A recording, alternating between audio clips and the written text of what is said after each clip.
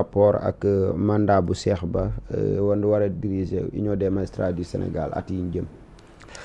waaw merci beaucoup Abdoul Aziz comme ni nga ko waxee démb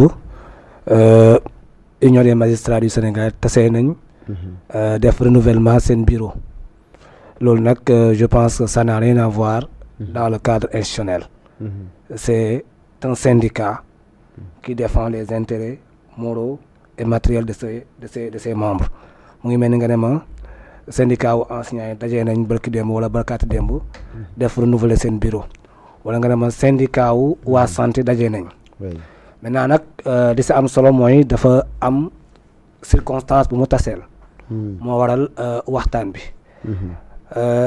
liñ ci jàpp démb si wax yi bu ñu jëlee waxu le secrétaire général sortant Ousmane Chimère Diouf wax na si moom li mu gisee si séparation de pouvoir bi war a am entre la magistrature ak le monde politique.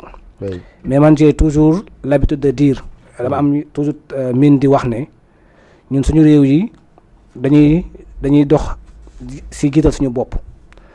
parce que dans une démocratie normalement moi je pense que demain si waraatee am changement de constitution war nañ ko préciser la première institution dans une démocratie c'est le citoyen. faut ñu xam ko que le président de la République bi nga xam ne tey mën nañu wax ne mooy la clé de voûte des institutions. mënul ëpp doole le citoyen. parce que il est élu pour servir le citoyen. donc le président acte bu mu doxal am na ñu ko mën a apprécier positivement. am na ñu ko mën a apprécier négativement. d'où l'importance du droit à l'expression. citoyen bi dañ ko may sañ-sañ mu am sañ-sañu mën a apprécier wu si lépp loo xam ne ñu koy def si en son nom. les magistrats bu ñuy rendre seen jugement si seen liggéeyukaay. dañ koy rendre au nom du citoyen. le député qui est à l'Assemblée nationale dafa teew pour représenter le citoyen. Le président de la République est élu au suffrage universel direct par les citoyens. Avec un projet bi nga xam dafa leen ko jaay citoyens yi gis ci seen bopp fal ko. kon il faut ñu jàpp ne magistrats yi du ñoom ñooy autorité wu sur les citoyens. C'est le citoyen qui est autorité sur toutes les institutions de la République. kon képp ku ci dox benn mbir. citoyen bi am na sañ-sañ évaluer ko jox ci xalaatam. Maintenant ce que je peux accepter si li ministre wax démb. mooy xañ na façon waxin bi. il faut que ñu sàng cër yi. defar kàddu yi defar toogaay yi. citoyen bi lu mu am sañ-sañ. ndax liberté dafa ànd toujours ak responsabilité. Aucune liberté n'est donnée comme ça sans limite sans encadrement. Donc loolu laay invité maintenant kuy wax ci magistrat bi loo xam ne jàpp nga ne baaxul. am nga sañ-sañ am nga yelleef wax ko. maintenant waxin bi nag là on peut mu mel ne xaxar bi jëmale ci attaques yi waa Pastef di def jëmale ci institution judiciaire yi wala magistrat yi daanaka ñoom génne nañ ko foofu est-ce que encore une fois loolu du wane que ne rek Pastef war na xoolaat taxawaayam surtout communication aussi envers les autres yi nga xam ne ñoom ñoo fi nekk. Non, moi je pense que le Pastef doit maintenir le tempo. Le tempo est beau parce que ñun dañu wax ne nous voulons un changement systémique. moo tax man quand Ousmane Chimère Diouf parle. Je vois les milliers de gens qui sont contre le changement systémique et qui ne parlent pas. Parce que quand vous dites que da nga bëgg changer un système dafa am beaucoup de soubresauts. Il y a des gens qui ne parlent pas et que leurs intérêts peuvent être menacés. Donc man je suis pour qu'on maintienne le tempo li may bëgg wax mooy. Les magistrats dañ leen yebal pour ñu dox sur un service.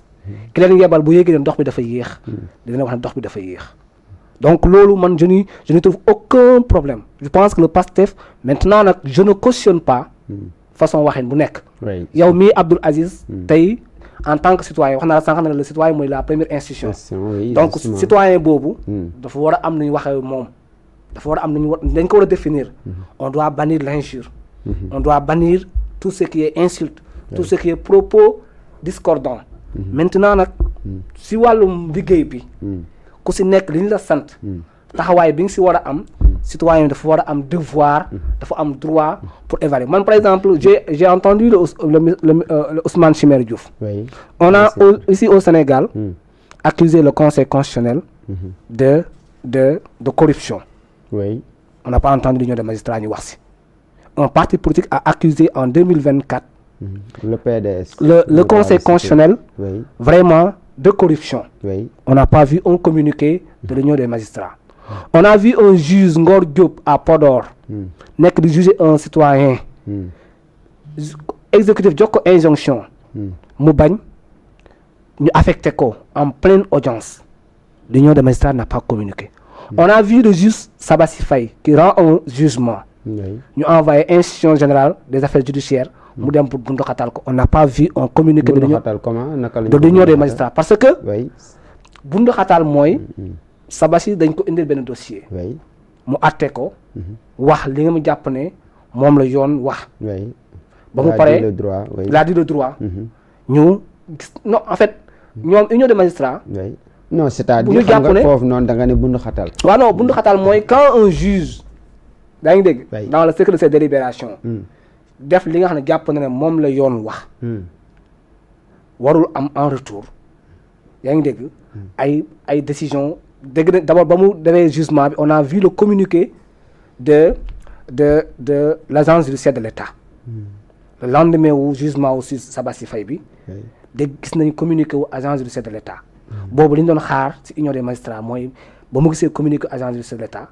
moom mu def un contre communiqué pour wax ne le juge là dafa def liggéeyam taxawaay bi ñu ko war a am ci ñoom gisuñu loolu yëpp donc tey bu xëyee ñëw wax man au-delà de Ousmane Chimère en tant que magistrat je vois d'abord le citoyen yaa ngi dégg maintenant man li ma wax mooy li ma wax fii yëpp sànq am na fi dégguñu union des magistrats man je pense que ne le PASTEF doit maintenir le tempo. Très bien dinaa ñëwaat si yow par rapport ak yan attente ngeen di xaar sur le nouveau président mais avant loolu Bamba tey ndax am nga yaakaar que ne vraiment les attaques envers les magistrats nga xamante ne nii déjà gis nga niñ ko cité de moom Cheikh Ousmane Diagne nee na buñ jaawale critique ak discrédit loolu suñ ko waxee souvent suñ xel day dem par rapport ak récemment loi bi nga xamante ni voté woon nañ ko assemblée nationale ba conseil constitutionnel daal di débouté loolu noonu par rapport ak convocation magistrats yi foofee sa assemblée nationale ndax quand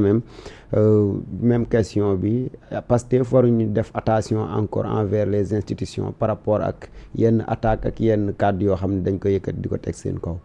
mais il était temps nag que magistrats yi monté le ton. parce que dafa jot li ñuy wax mbéjum kanam borom moo koy fajal boppam. ñoom ñoo waroon jóg. danoo yéex a jógaa ñoom li ñu def démb dañ ko yéex a def. magistrats yi dañ ko yéex a def ñoom. il devait siffler la fin de la récréation depuis. parce que gis neen fii. grand Ousmane Sonko premier ministre. moo njëkk wala moo donné le ton parce que moom toog na fi traité les magistrats de corrompus fii Sénégal yàggul dara barki démb te il est premier ministre du Sénégal. mooy bi muy nekk opposition bi. yàggul dara lu génn fii récemment kii bi nga